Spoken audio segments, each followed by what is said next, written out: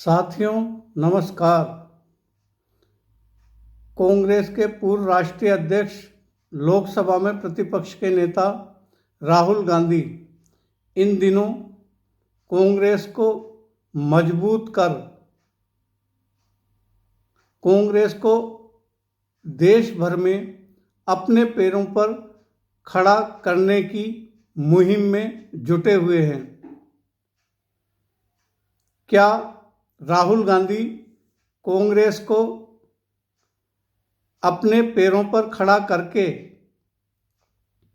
भविष्य में लोकसभा का चुनाव कांग्रेस अपनी दम पर लड़ेगी? आज मैं इसी पर ही चर्चा करूंगा। देश की सबसे मजबूत समझे जाने वाली और देश की सबसे पुरानी, सबसे ज़्यादा समय तक देश की सत्ता पर राज करने वाली कांग्रेस 2014 के बाद अचानक से इतनी कमज़ोर होती क्यों चली गई कि उसे 2014 में मात्र 44 सीट मिली और 2019 के लोकसभा चुनाव में कांग्रेस को 52 लोकसभा की सीट मिली। दोनों ही 14 और 19 दोनों ही लोकसभाओं में कांग्रेस लोकसभा में अपना विपक्ष का नेता का स्टेटस भी प्राप्त नहीं कर पाई। इसकी क्या वजह रही?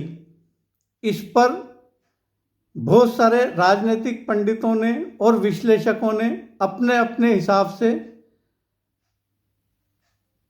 कई बार विश्लेषण किया है। साथियों, जहां तक कांग्रेस के अचानक कमजोर होने की वजह है, उस पर कई सवाल खड़े होते हैं। मगर एक सवाल ये भी है कि क्या कांग्रेस का पारंपरिक मतदाता कांग्रेस से अचानक से दूर होता चला गया? क्या कांग्रेस के पारंपरिक मतदाताओं ने अपना रास्ता बदल लिया? यदि पारंपरिक मतदाता और कांग्रेस की बात करें तो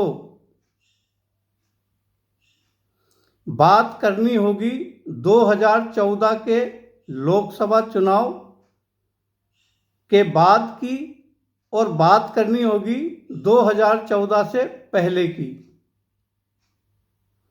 कांग्रेस के पारंपरिक मतदाताओं का कांग्रेस से छिटककर अन्य दलों में जाने का मुद्दा है और ये 2014 के बाद से उत्पन्न नहीं हुआ है। इसका श्री गणेश 2014 के पहले से ही हो गया था, जब विभिन्न राज्यों में बड़े बड़े क्षेत्रीय दलों का गठन हुआ, जिसमें मायावती की बहुजन समाज पार्टी उत्तर प्रदेश, मुलायम सिंह यादव की समाजवादी पार्टी उत्तर प्रदेश, लालू प्रसाद यादव की राष्ट्रीय जनता दल राजद बिहार, ममता बनर्जी की तृणमूल कांग्रेस पश्चिमी बंगाल,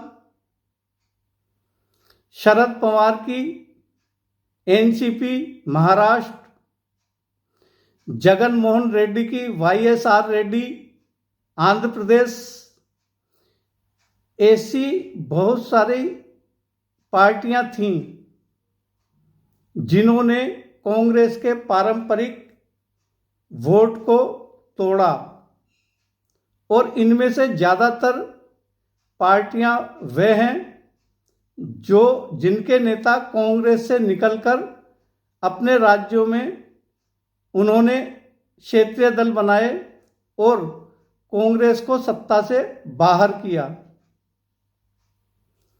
उत्तर प्रदेश में लंबे समय से कांग्रेस सत्ता में नहीं है, ठीक वैसे ही बिहार में भी नहीं है, और पश्चिमी बंगाल में भी बिहार और उत्तर प्रदेश के जैसी ही हालत है।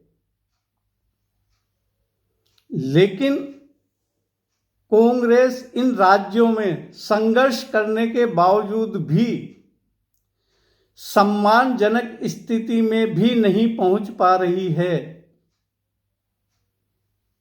इसकी और बल्कि 2014 के बाद से तो पश्चिमी बंगाल में जहां कांग्रेस तृणमूल कांग्रेस के सामने टक्कर देती थी, वह आज पश्चिमी बंगाल में खत्म हो गई।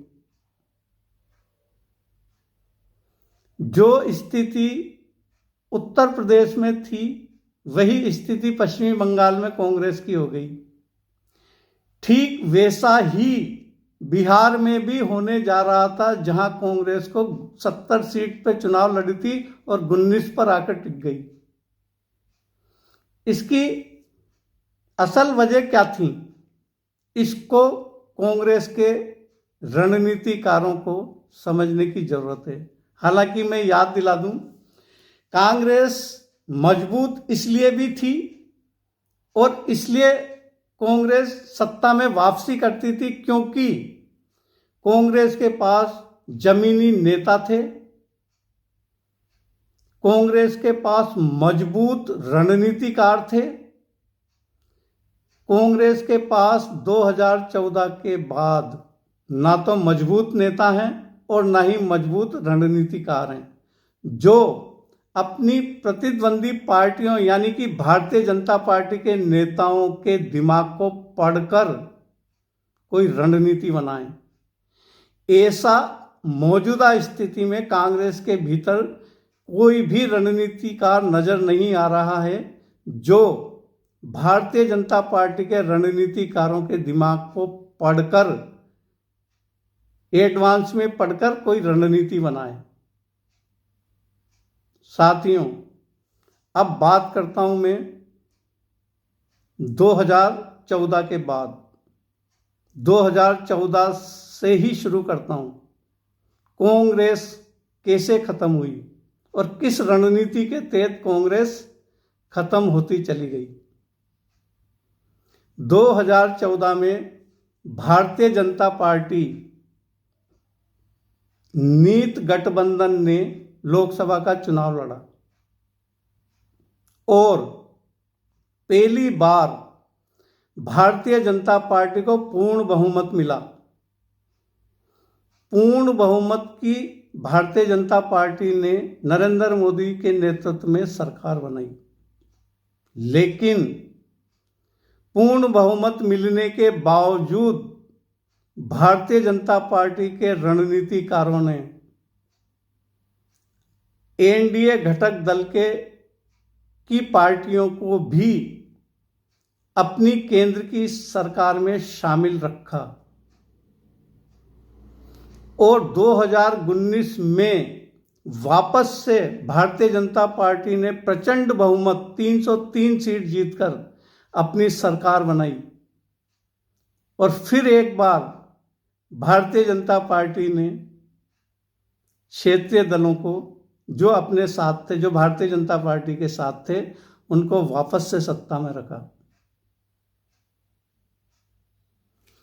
भारतीय जनता पार्टी ने क्षेत्रीय दलों से मिलकर या क्षेत्रीय दलों की ताकत को समझकर कांग्रेस को पहले राज्यों में खत्म किया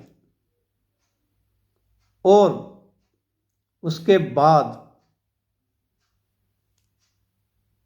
भारतीय जनता पार्टी के रणनीतिकार कांग्रेस को एक बार 44 और एक बार 42 पर लाके खड़ा कर दिया।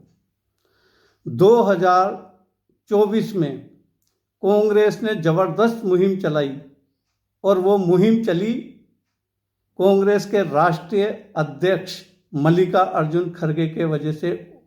मल्लिका अर्जुन खड़गे के वजह से कांग्रेस की वो मुहिम प्रभावशाली रही, क्योंकि मल्लिकार्जुन खड़गे दलित नेता हैं और कांग्रेस के दूसरी बार कोई दलित राष्ट्रीय अध्यक्ष बना। कांग्रेस ने मल्लिकार्जुन खड़गे और राहुल गांधी के नेतृत्व में मुहिम चलाई, संविधान बचाओ और आरक्षण बचाओ। कांग्रेस ने 2024 में 99 सीट जीती, लेकिन बहुमत प्राप्त नहीं कर पाई।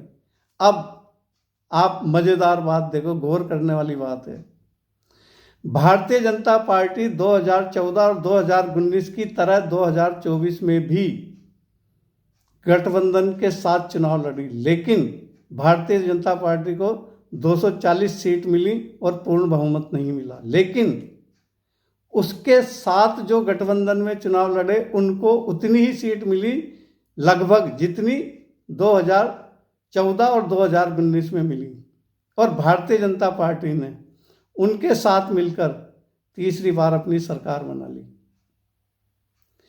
कांग्रेस को वोट चोर का नारा लगाने के साथ साथ गंभीरता से इस पर भी विचार करना चाहिए कि भारतीय जनता पार्टी